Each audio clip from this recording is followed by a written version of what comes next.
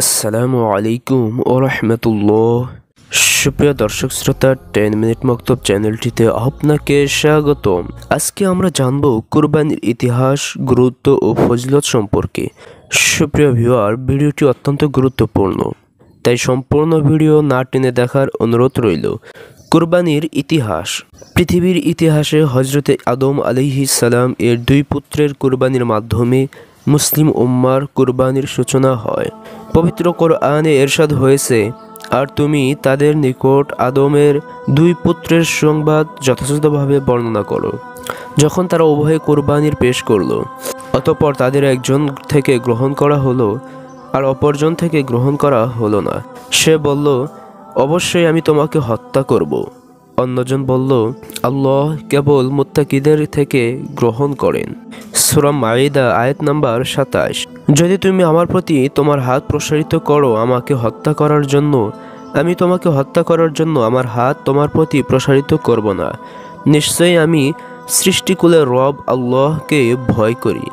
সূরা মাইদা আয়াত নাম্বার 28। মুসলিম উম্মাহ জাতির পিতা হযরতে ইব্রাহিম আলাইহিস সালাম এর পুত্র হযরতে ইসমাইল আলাইহিস সালামকে কোরবানি করার মাধ্যমে দ্বিতীয় ইতিহাসের এক নতুন মাত্রা তৈরি হয়। তবে ইসলামে হযরতে ইসমাইল আলাইহিস সালাম এর স্মরণে কোরবানি করা হয়, কেননা রাসূলুল্লাহ সাল্লাল্লাহু আলাইহি ওয়াসাল্লাম হাদিসে ইরশাদ করেছেন, কোরবানি হলো তোমাদের পিতা হযরতে ইব্রাহিম আলাইহিস সালাম এর সুন্নাত। পবিত্র কোরআনে ইরশাদ হয়েছে, অতঃপর যখন সে তার সাথে চলাফেরা করার বয়সে পৌঁছালো, তখন সে বলল, হে প্রিয় বৎস, আমি স্বপ্নে দেখেছি যে আমি তোমাকে জবেহ করছি, অতএব দেখো তোমার কি অভিমত। সে বলল, হে আমার পিতা, আপনাকে যা আদেশ করা হয়েছে আপনি তাই করুন। আমাকে ইনশাআল্লাহ আপনি অবশ্যই ধৈর্যশীলদের অন্তর্ভুক্ত পাবেন। অতঃপর তারাও উভয়ে যখন আত্মসমর্পণ করল এবং সে তাকে কাত করে শুইয়ে দিল। সূরা সাফফাত। কুরবানির গুরুত্ব। পবিত্র কোরআনে ইরশাদ হয়েছে, নিশ্চয়ই আমি আপনাকে হাউজে কাউসার দান করেছি, অতএব আপনার পালনকর্তার উদ্দেশ্য নামাজ ও কুরবানি আদায় করুন। আল্লাহ তাআলা অন্য আয়াতে বলেন, হে আমার হাবিব, আপনি বলুন যে অবশ্যই আমার নামাজ, আমার কুরবানি, আমার জীবন, আমার মরণ সব কিছুই মহান প্রতিপালকের জন্য। সূরা আনআম আয়াত নাম্বার 162। আল্লাহ তাআলা আরও বলেন, তারা কতক নির্দিষ্ট দিনে গৃহপালিত চতুষ্পদ জন্তুর মাধ্যমে আল্লাহকে স্মরণ করে। সূরাতুল হজ আয়াত নাম্বার 28। আল্লাহর কাছে কুরবানির পশুর গোশত ও রক্ত পৌঁছে না, বরং তোমাদের অন্তরে তাকওয়া পৌঁছে থাকে। সূরা হজ আয়াত নাম্বার 37।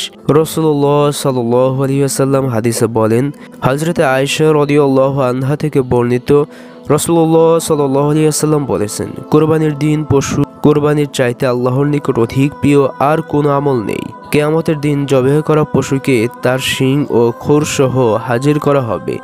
কুরবানির জন্তুর রক্ত জমিনে পড়ার আগেই তা আল্লাহর কাছে কবুল হয়ে যায়।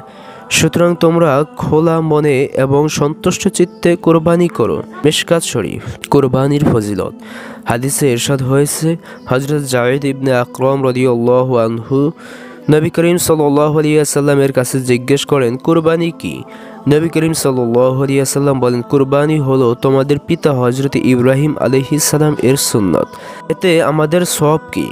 নবী করিম সাল্লাল্লাহু আলাইহি ওয়াসাল্লাম বলেন, কুরবানির পশু প্রত্যেকটি পশমের বদলায় একটি করে সওয়াব রয়েছে। ভেড়া সম্পর্কে জিজ্ঞেস করা হলে তিনি বলেন, ভেড়ার প্রত্যেকটি পশমের বদলায়ও একটি করে সওয়াব রয়েছে। মুসনাদে আহমদ। পবিত্র কোরআনে ইরশাদ হয়েছে, আল্লাহ তাআলা বলেন, আল্লাহর নিকট ওদের গোশত রক্ত পৌঁছায় না, বরং পৌঁছায় তার কাছে তোমাদের তাকওয়া। সূরাতুল হজ আয়াত নাম্বার 37। সুপ্রিয় দর্শক শ্রোতা, কুরবানি মুসলিম উম্মার জন্য সুন্নাত। আল্লাহ রাব্বুল আলামিন আমাদেরকে এই কুরবানির হক সহ কুরবানি করে ফজিলত আদায় করার তৌফিক দান করুন। সুপ্রিয় দর্শক শ্রোতা, ভিডিওটি ভালো লাগলে অবশ্যই একটি লাইক করবেন, শেয়ার করবেন, কমেন্ট করে আপনার মূল্যবান মন্তব্য জানাবেন। সাবস্ক্রাইব না করে থাকলে একটি সাবস্ক্রাইব করে আমাদের সাথেই থাকবেন। আসসালামু আলাইকুম ওয়া রাহমাতুল্লাহ।